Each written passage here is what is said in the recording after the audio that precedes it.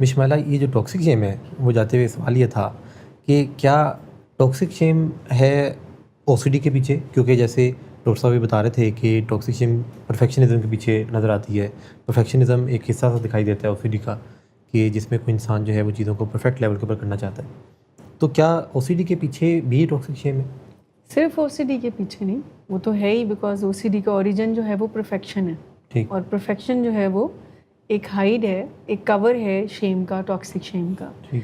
صرف او C D نہیں، اور بھی بہت ساری بیماریاں، جیسے ایٹنگ ڈس آرڈر کے پیچھے شیم ہے، پینک اٹیک کے پیچھے شیم ہوتی ہے.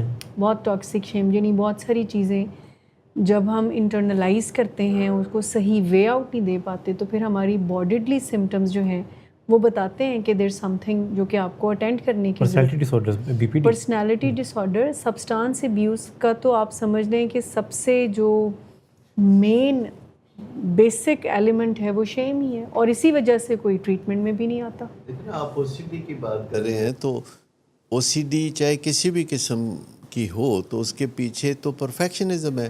اگر آپ ہاتھ دھو رہے ہیں اور آپ چاہ رہے ہیں کہ پرفیکٹلی ہاتھ دھوئیں، اگر آپ صفائی کر رہے ہیں تو یہ پرفیکشن کے ساتھ ہو. آپ کسی بھی او سی ڈی کو اگر غور سے دیکھیں گے تو اس میں مطمئن نہ ہونا بار بار کی کوششوں کے باوجود شامل ہے. جیسے بعض اوقات لوگوں کی او سی ڈی یہ ہوتی ہے کہ انہوں نے کوئی 4 رکعت پوری پڑھی ہیں یا بیچ میں کوئی ایک آدھ مس تو نہیں ہو گئی تو پھر وہ دوبارہ پڑھیں گے. پھر وہ یا بعض لوگ وضو کرتے ہیں تو ان کا خیال ہے کہ وضو نہیں ہوا، یا انہیں بار بار لگتا ہے کہ وضو ٹوٹ گیا ہے، تو پھر یہ سارا پرفیکشنزم کا ہی معاملہ ہے. دوسری بات جو اس کی نشانی ہے کہ جو بھی پرابلم ہے آپ اسے درست کرنے کی طرف نہیں جائیں گے، کیونکہ درست کرنے کے لیے جانا بھی ایک رکاوٹ بن جاتا ہے، شیم محسوس ہوتی ہے. جیسے کہ علاج معالجے کی بات ہے، جیسے کہ سائکیٹرک النیسز میں تو یہ بہت ہی عام ہے کہ لوگ علاج کے لیے نہیں جاتے، وہ کہتے ہیں ہم کوئی پاگل ہے، کیونکہ ان کے خیال میں دماغی مرض صرف ایک ہوتا ہے کہ وہ پاگل پن ہے، حالانکہ دماغی امراض تو ہزاروں ہیں. اسی طریقے سے لوگ ڈائبٹیز بھی ہو تو کافی عرصے کے بعد ڈاکٹر کے پاس جاتے ہیں، کیونکہ ڈاکٹر کے پاس جانے کا مطلب ہے کہ اب آپ نے اعلان کر دیا ہے کہ آپ کو مسئلہ ہے یا بیماری ہے یا ڈائبٹیز ہے. میں آپ کو بتاؤں کہ یہ بڑی ہسٹوریکل چیز بھی ہے، ایک تاریخی واقعہ یہ ہے کہ رنجیت سنگھ کا زمانہ تھا اور ان کی پیٹھ پہ ایک پھوڑا نکل آیا، جو شیم کی وجہ سے انہوں نے اس کا علاج نہیں کیا. ہو سکتا ہے ڈائبٹیز ہو، اس زمانے میں تو اب پتہ نہیں تھا کہ ڈائبٹیز کیا ہوتی ہے کیا نہیں ہوتی، اور لوگ ان کو کہتے رہتے تھے علاج کے لیے، تو وہ علاج کے لیے مانتے نہیں تھے. لیکن اس زمانے میں ایک حکیم ہوا کرتے تھے بھاٹی گیٹ لاہور میں، جن کا نام تھا گل محمد. اور گل محمد جو ہیں وہ چونکہ بڑے حاذق حکیم تھے اور بڑا ان کے بارے میں تھا کہ جو بھی ان سے علاج کرے گا تو وہ صحت یاب ہو جائے گا.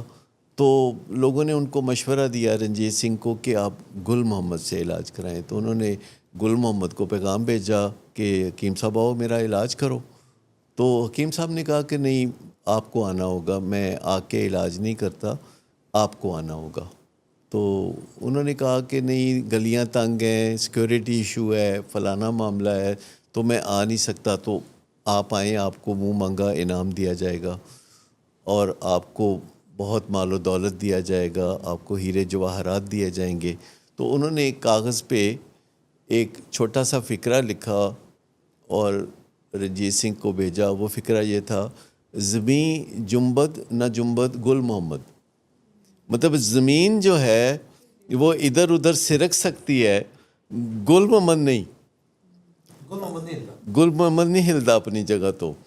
تو رنجیت سنگھ جو ہے وہ بیچارہ مجبور ہو گیا، اور وہ پھر اپنے لاؤ لشکر کے ساتھ وہ آیا اور آ کے اس نے علاج معالجہ کیا اور وہ صحت یاب ہو گیا. اور پھر جتنی دیر رنجیت سنگھ زندہ رہا وہ 5 روپے روزانہ اور 5 من حلوہ یہ بھجوایا کرتا تھا حکیم گل محمد کو. ہاں تو وہ لوگوں میں بانٹ دیا کرتے تھے. تو یہ روایتیں ہیں اس طرح کی. لیکن آپ اندازہ کریں کہ یہ بیمار ہونا اور علاج نہ کرانا یہ بھی ٹاکسک شیم کی نشانی ہے کہ بیماری کی تکلیف برداشت کری جانی ہے لیکن وہ کم لگتی ہے. لیکن جو ٹاکسک شیم ہے اس کی تکلیف زیادہ ہوتی ہے کیونکہ اگر اس کی تکلیف کم ہو تو پھر وہ علاج کے لیے چلے جائیں. اور آپ کو پتہ ہے کہ جب لوگ علاج کے لیے آ جاتے ہیں تو اس کی وجہ یہ ہوتی ہے کہ جو بیلنس ہے, جو توازن ہے وہ بہت بگڑ گیا ہے.